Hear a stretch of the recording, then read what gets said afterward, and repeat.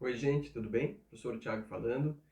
Gurizada, este vídeo, à semelhança do que nós tivemos na outra semana, ele serve como uma orientação ou mesmo uma revisão, desta vez de filosofia, não de sociologia, para que a gente possa ir para a nossa prova trimestral com alguma segurança em relação ao fato de ter vencido conteúdos que vão figurar na nossa prova, tá bem? Então, um vídeo expeditivo, não vou me demorar muito, focando naquilo que é essencial para que vocês, como eu falei, tenham tranquilidade, né, para se encaminharem, no fim das contas, para esse último movimento do nosso trimestre, dos estudos que remontam lá a fevereiro, em virtude das contingências que agora se tornaram o novo normal, né, em razão da pandemia.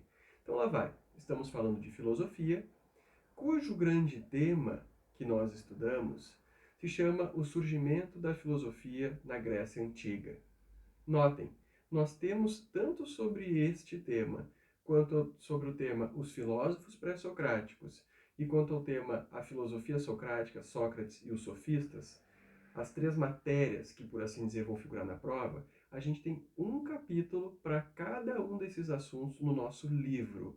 Vocês lembram, né? Já leram?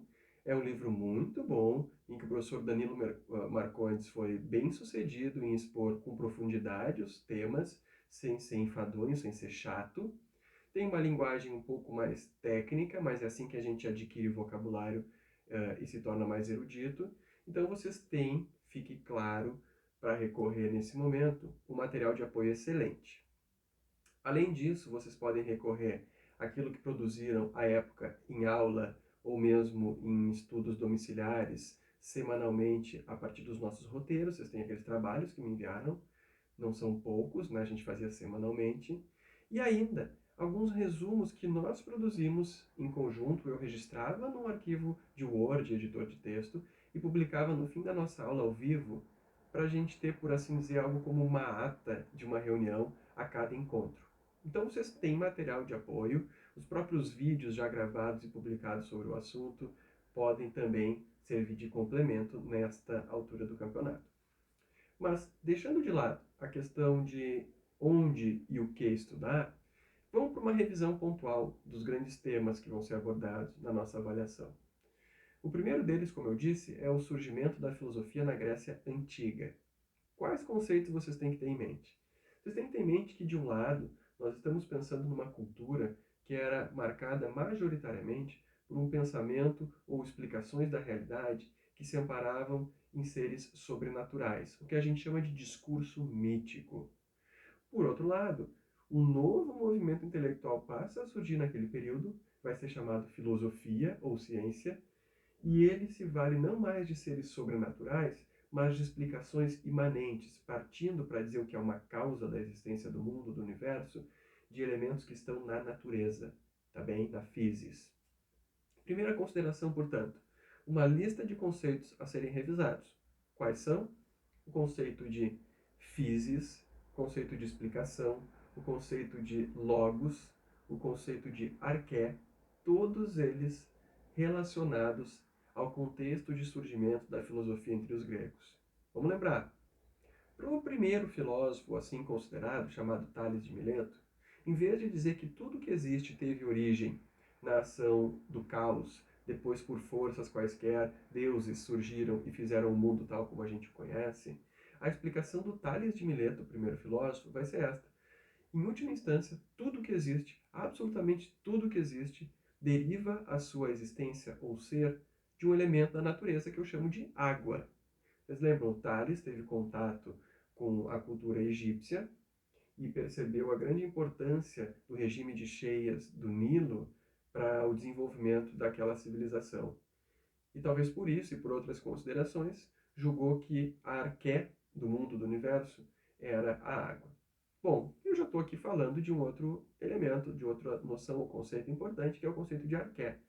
O que é arqué? Lembrem-se, arqué etimologicamente remonta a um uso de natureza política na Grécia Antiga, e depois vai ser assimilado e incorporado pela filosofia e ciências em geral. Arqué é o mesmo que princípio originário ou elemento fundamental da realidade. Então, como eu falei há pouco, a água seria a arqué para o Tales de Mileto, o átomo para Demócrito, a terra para Xenófanes, o fogo para Heráclito e assim por diante. Então, o que é arqué? É aquele princípio que dá origem às coisas, ele mesmo não tendo sido originado por nada, porque ele é causa, apenas ele não é efeito. Tranquilo? E enquanto no pensamento mítico a arqué se encontra num ser que é um deus, uma divindade, um ser sobrenatural, no caso da filosofia emergente, que está surgindo junto da ciência, a arqué se encontra na physis, outro conceito fundamental no mundo natural. Tá bem? O universo circundante nesse materialmente constituído. Dando sequência, então, à nossa revisão, nós temos um conceito também fundamental, que é o conceito de explicação. O que significa explicar? Nada mais é, numa das acepções da palavra, que estabelecer nexos causais entre eventos. Eu digo de onde surgiu uma coisa qualquer. E assim eu tenho uma primeira explicação do que ela seja. É por isso que a gente vai dizer que mesmo os primeiros filósofos, ou os pensadores que conceberam narrativas míticas, eles explicaram o mundo. A gente pode achar que não eram as explicações mais corretas ou devidas, mas eles efetivamente explicaram o mundo. Tá bem? Adiante, nós temos ainda o conceito de logos. Né? Alguns de vocês me mandaram dúvidas pedindo esclarecimentos mais recentemente. Esse é um conceito que admite mais de uma definição já no seu início de surgimento na Grécia Antiga. Basicamente, nós vamos tomar logos como sinônimo de discurso ou explicação racional. A grande questão qual é? É que se eu tenho uma explicação, eu estou querendo criar vínculos entre eventos, eu falei estabelecer nexos causais, dizendo o que produziu o que, de onde veio, de que é formado esse objeto, se eu quero realmente entendê-lo, conhecê-lo.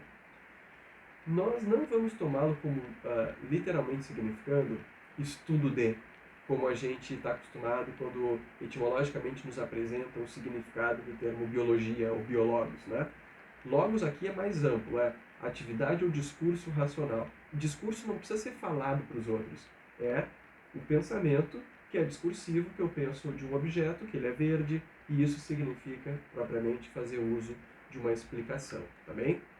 Busca por fundamento, por evidências. Quando eu tenho a busca por evidências, eu tenho aí sim a constituição de uma ciência ou filosofia que estão surgindo, diferentemente da narrativa mítica, tá bem? Então são explicações que se amparam no logos, ou seja, eu busco na physis a origem das coisas. O segundo movimento, ainda nesse contexto, é de falar sobre os autores pré-socráticos. De início, nós vimos há pouco, eles se preocuparam sobretudo em explicar a origem das coisas. Muito mais do que se perguntar o que é a vida humana, ou o que é certo ou errado, como é que é a melhor maneira de organizar a sociedade em prol do bem comum, em vez de perguntar essas coisas, os primeiros filósofos pré-socráticos, eles acabaram buscando a arqué. Mas ainda nesse período, nós temos a segunda fase de autores importantes nesse cenário, que vão pensar não tanto em termos do que é ou do que seja a arqué, eles vão refletir sobre a estrutura da realidade e mesmo sobre as faculdades cognitivas que nos mostram o mundo. Como é que a gente pode acessar o mundo e conhecê-lo? Eu estou me referindo aqui à disputa, à querela, bem conhecida entre, de um lado, mobilistas, de outro lado, imobilistas. No primeiro conjunto, a gente tem Heráclito como grande expositor, expoente, e no segundo caso, grandes expoentes, Parmênides, Zenão e Melisso. Qual é a visão do Heráclito sobre a realidade? Ele vai dizer, olha, fazendo uso dos sentidos, eu percebo que a realidade está em constante fluxo, está sempre mudando. Portanto, o ser é absolutamente imutável, inconstante, tudo flui, nada permanece. Essa é a visão heraclitiana em termos de metafísica. Metafísica, lembrem, a área da filosofia que pergunta sobre a realidade e a sua constituição mais básica. Sinônimo para o termo ontologia. Então, ontologicamente, metafisicamente, o Heráclito acredita que tudo, absolutamente tudo que há, está em constante fluxo, nada permanece. É dele a frase, chegou até nós por intermédio de um fragmento da sua obra, que diz que é impossível a mesma pessoa entrar duas vezes no mesmo rio. Vocês lembram as premissas, né? Eu não vou nem repetir. De outro lado, a gente tem uma visão menos intuitiva, mais abstrata e abstrusa mesmo, sofisticada, que é a dos imobilistas, Parmênides, Zenão e Melisso. O que eles vão dizer contra Heráclito? Eles vão dizer assim, olha, o Heráclito parece ter razão no que ele está falando. As coisas estão sempre em fluxo quando eu olho para o mundo.